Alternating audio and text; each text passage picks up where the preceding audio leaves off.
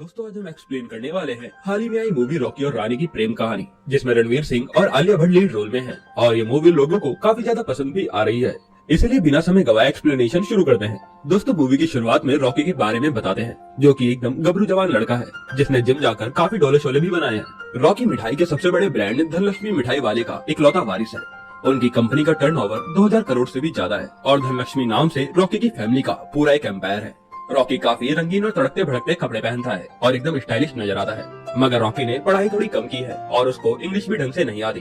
धनलक्ष्मी मिठाई पर राज करने वाली महिला है रॉकी की दादी, जिनके नाम से धनलक्ष्मी मिठाई वाला कंपनी का नाम बना है। रॉकी की दादी एकदम स्ट्रिक्ट है और वह हर चीज में अपना कंट्रोल रखती हैं। और उन्हें पैसों से इतना ज्यादा प्यार था कि उन्होंने अपने बेटे का नाम तिजोरी रखा है, जो कि रॉकी के पापा हैं। रॉकी के पापा उसकी दादी की हर बात मानते हैं और दादी के इशारे के बिना कुछ भी नहीं करते। रॉकी के दादा भी हैं, जिन्होंने एक एक्सीडेंट के बाद अपनी याददाश्त गवा दी है और उनकी याददाश्त आती जाती रहती है। रॉकी की अपने दादा से काफी बनती है और वह अपने दादा के साथ काफी अच्छा टाइम स्पेंड करता है। रॉकी की माँ, जो कि एक हाउसवाइफ है, उन्होंने अपने सारे सपने शादी के बाद कुर्बान कर दिए और वह एक अच्छी हाउसवाइफ की तरह घर के सारे काम संभालती है। रॉकी की एक बड़ी बहन भी है, जिसका नाम गायत्री है। वह काफी मोटी है, जिसकी वजह से उसकी शादी नहीं हो पा रही है, मगर वह चुपके चुपके ट्रेनिंग करती है। उसके बाद अब रॉकी एक जबरदस्त डांस करता है, जिसको देखकर उसके पापा उसको काफी डांटते हैं, क्योंकि वह पार्टी धनलक्ष्मी मिठाई कंपनी की पार्टी थी और उसके पापा को रॉकी का डांस करना बिल्कुल भी पसंद नहीं था। उसके बाद पार्टी में एक पुराना गाना चलता है, जिसे सुनकर रॉकी के दादा कवल की पुरानी यादें ताजा हो जाती है और रॉकी के दादा वहाँ पर बैठी एक औरत के गाल पे पप्पी कर देते हैं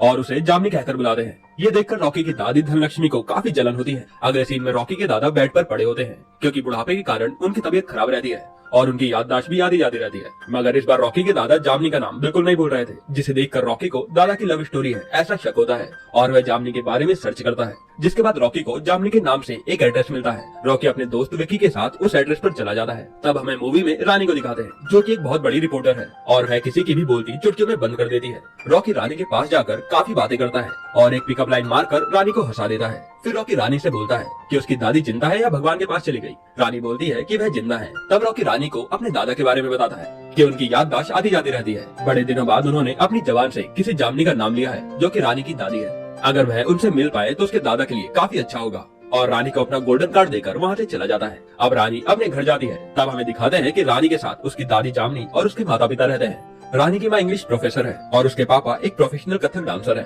अब रानी रात को अपनी दादी के पास जाकर कवल जी के बारे में बताती है। रानी की दादी कवल का नाम सुनते ही एकदम से इमोशनल होकर रानी को सारी स्टोरी बता देती है कि कवल जी उसको शिमला ट्रिप पर एक हफ्ते के लिए मिले थे, जिसके बाद उन्हें आपस में मोहब्बत हो गई। मगर दोनों शादीशुदा थे तो उन्होंने अपने परिवार को चुना, मगर उन्हें 2 पल में ऐसा प्यार हो गया था कि वह 7 जन्म तक साथ रहने को तैयार थे। रानी अपनी दादी की स्टोरी सुनने के बाद रॉकी को फोन करके मिलने को कहती है। तब रॉकी रानी को अखाड़े में मिलने को कहकर फोन काट देता है। अब रॉकी और रानी अखाड़े में मिलते हैं, जहाँ रानी रॉकी के दादा और उसकी दादी को मिलाने को कहती है।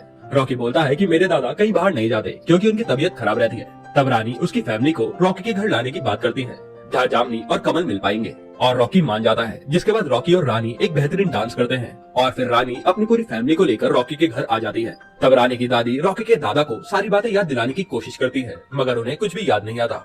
और जैसे ही रानी की दादी जामनी वहाँ से जाने लगती है, तब रॉकी के दादा अचानक से उठकर रानी की दादी के लिए एक पुराना रोमांटिक गाना गाने लगते हैं और जामनी का हाथ पकड़ लेते हैं। ये देखकर रॉकी की दादी धनलक्ष्मी को काफी गुस्सा आता है और वह रानी की फैमिली को वहाँ से जाने के लिए कह देती है। अब रॉकी और रानी को पता चल गया था कि उनके दादा और दादी आपस में प्यार करते हैं, जिनका अब वह मिलाने की पूरी कोशिश करते हैं। रॉकी और रानी चुपके से अपने दादा दादी को मिलवाते रहते हैं और खुद भी काफी सारा टाइम स्पेंड करते हैं, जिसकी वजह से उनके बीच करीबियां बढ़ गई थी और शायद वह एक दूसरे से प्यार भी करने लगे थे। एक दिन रानी की दादी रानी से पूछती है कि क्या तुम रॉकी से प्यार करती हो। तब रानी मना करती है और बोलती है कि रॉकी उसके टाइप का नहीं है और वे उससे प्यार नहीं करती। तब जामनी रानी को समझाती है कि देखो, अगर तुम्हें प्यार हो जाए तो कभी उसे ठुकराना मत, नहीं तो जिंदगी भर उसकी दादी की तरह तड़पती रहोगी। अब कुछ टाइम बाद रानी का जन्मदिन आता है, जहाँ रॉकी रानी से बड़ी बूंदी के लड्डू पर कैंडल रखकर कटवाता है और 1-2 दिन बाद रॉकी रानी को एक जगह पर लाकर प्रपोज भी कर देता है। मगर रानी रॉकी को बोलती है कि जो भी हमारे बीच हुआ है वह सब बस एक अट्रैक्शन है और तुम और मैं एक दूसरे से काफी अलग हैं और हमारी पर्सनैलिटी भी बिल्कुल नहीं मिलती। और सबसे बड़ी बात तो यह है कि उनकी फैमिली में 36 का आंकड़ा है, हमारे बीच कुछ भी सिमिलर नहीं है। तब रॉकी गुस्से में वहाँ से चला जाता है। अब रानी को घर जाकर काफी अफसोस होता है कि उसने कहीं न कहीं रॉकी का दिल जरूर दुखाया है। तो वह रॉकी को मैसेज करती है, पर रॉकी ने रानी को तो ब्लॉक कर दिया था और रानी का फोन भी नहीं उठा रहा था। अब रानी अपने जॉब के सिलसिले में बाहर कश्मीर चली जाती है। उसे वहाँ जाकर लगता है कि वह रॉकी को भूल जाएगी, मगर उसे हर तरफ कश्मीर में रॉकी ही नजर आ रहा था। उसका उसकी जॉब में और किसी काम में मन नहीं लग रहा था। रानी अब कश्मीर से आकर रॉकी से बात करने की कोशिश करती है, मगर रॉकी रानी को इग्नोर करता है। जिसके बाद रानी रॉकी की कार का पीछा करके उसे ठोक देती है। फिर दोनों एक दूसरे पर चिल्लाने लगते हैं मगर रानी रॉकी को बता देती है कि उसे रॉकी से शिद्दत वाला प्यार हो गया है, जिसके बाद वह एक दूसरे को गले लगाते हैं। लेकिन अब उनकी सबसे बड़ी प्रॉब्लम यह थी कि उनके परिवार वालों के कल्चर काफी अलग है और न रानी की फैमिली रॉकी को एक्सेप्ट करेगी और न रॉकी की फैमिली रानी को। तब रानी के दिमाग में एक आइडिया आता है कि वह 3 महीने के लिए एक दूसरे के घर स्विच करेंगे, जिससे उनकी फैमिली उन्हें समझेगी और उन्हें अपना लेगी। रानी की फैमिली तो ये बात मानने में ज्यादा प्रॉब्लम नहीं करती, लेकिन रॉकी की फैमिली जो कि पुरानी सोच और विचार वाली थी, जैसे रॉकी अपनी फैमिली को ये बात बताता है तो रॉकी के पापा उसे थप्पड़ मारने के लिए जाते हैं। मगर रॉकी की दादी धनलक्ष्मी रॉकी के पापा को रोक देती है और वह रॉकी की बात भी मान लेती है। मगर धनलक्ष्मी की एक शर्त थी कि 3 महीने बाद रानी अगर उन्हें पसंद नहीं आई तो रॉकी उनका फैसला मान लेगा और जो दादी कहेगी वही करेगा। अब दादी रॉकी के पापा को अकेले में बताती है कि उसने रॉकी की आंखों में प्यार देखा है, जिसके लिए रॉकी कुछ भी कर सकता है। और दादी बोलती है कि रॉकी उनका इकलौता वारिस है, जिसे वह खोना नहीं चाहती। अब रॉकी और रानी आपस में एक दूसरे के घर स्विच करते हैं। रॉकी रानी के परिवार वालों के घर जाते ही उन्हें झप्पी देता है, पर उन्हें बहुत अजीब लगता है क्योंकि उनका कल्चर ऐसा नहीं था। रॉकी को अब रानी के घर पर कई मुश्किलों का सामना करना पड़ता है क्योंकि रॉकी के घर में वह अपना काम खुद नहीं करता था और रॉकी को तो गैस का चूल्हा भी जलाना नहीं आता था। साथ ही रानी की फैमिली वाले काफी हाई क्लास की अंग्रेजी में बात करते थे और रॉकी को अंग्रेजी बिल्कुल भी समझ नहीं आती थी। जब भी रानी की फैमिली वाले कुछ बोलते तो रॉकी कुछ और समझ लेता। इधर रानी को भी रॉकी के घर में काफी मुश्किलों का सामना करना पड़ता है। सबसे बड़ी मुश्किल तो दादी थी, जिन्होंने ठान लिया था कि वह रानी को उसके घर कभी आने नहीं देगी। पहले दिन ही आरती में दादी रानी को सर पर पल्लू रखने को कहती है, जो कि रानी रखना भूल गई थी। अब धीरे धीरे रॉकी और रानी फैमिली में अपनी जगह बनाने की काफी कोशिश करते हैं, जहाँ वह धीरे धीरे कामयाब भी हो रहे थे। रॉकी ने अब घर के कामकाज करने सीख लिए थे और रानी रॉकी की मम्मी और बहन के करीब आ गई थी। रानी को रॉकी की मम्मी के सपने और उसकी बड़ी बहन के चुपके से ट्रेडिंग करने के बारे में पता चल गया था, जिसको करने के लिए रानी उन दोनों को प्रेरित करती है। मगर दादी अभी भी रानी को पसंद नहीं करती थी। अब रॉकी के दोस्त विकी की पार्टी में रॉकी और रानी के दोनों फैमिली मेंबर मिलते हैं, जहाँ दादी माइक पर अनाउंस करके बोलती है कि रानी के पापा को बहुत अच्छा डांस आता है। जिसके बाद रानी के पापा स्टेज पर कथक करने चले जाते हैं, क्योंकि उनका एक सपना था कि वह स्टेज पर सबके सामने कथक करें। जैसे रानी के पापा कथक करते हैं, वहाँ पर बैठे सारे लोग रानी के पापा को देखकर जोर जोर से हंसने लगते हैं, क्योंकि एक आदमी कथक करते हुए काफी अजीब लग रहा था। इसे देखकर रानी के पापा को काफी शर्म फील होती है और रानी की फैमिली वहाँ से घर चली जाती है।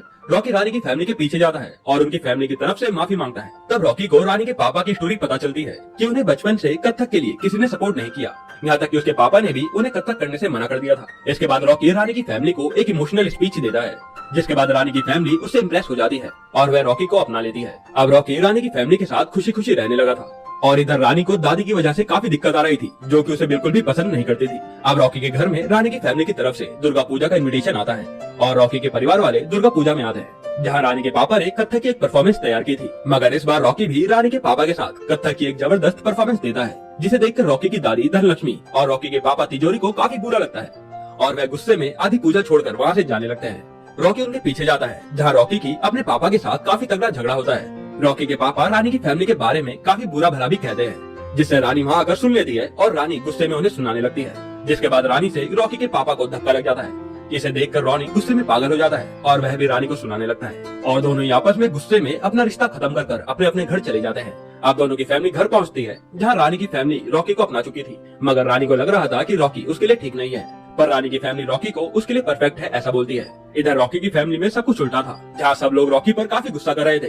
तब हमें पता चलता है कि रॉकी की माँ ने सिंगिंग के लिए ऑडिशन दिया था, जो कि टीवी पर आ रहा है। इसे सुनकर रॉकी की पापा तिजोरी अपनी वाइफ के ऊपर हाथ उठाने लगते हैं, मगर रॉकी अपने पापा का हाथ पकड़ लेता है और बोलता है कि जब रानी ने आप पर हाथ लगाया तो उसने उससे रिश्ता तोड़ दिया, मगर अब आपने उसकी माँ पर हाथ उठाने की कोशिश की है, जो कि उसके लिए भगवान है, मतलब मुझे भी आपसे रिश्ता तोड़ देना चाहिए। तब एकदम से रॉकी के दादा उठते हैं और बोलते हैं कि रिश्ता मत तोड़ना, जिसके बाद उनको हार्ट अटैक आता है और वह भगवान के पास चले जाते हैं। अब रॉकी का काफी बुरा हाल हो गया था और वह पूरा दिन उदास रहने लगा था। और इधर रॉकी के पापा तिजोरी की आंखें खुल गई थी।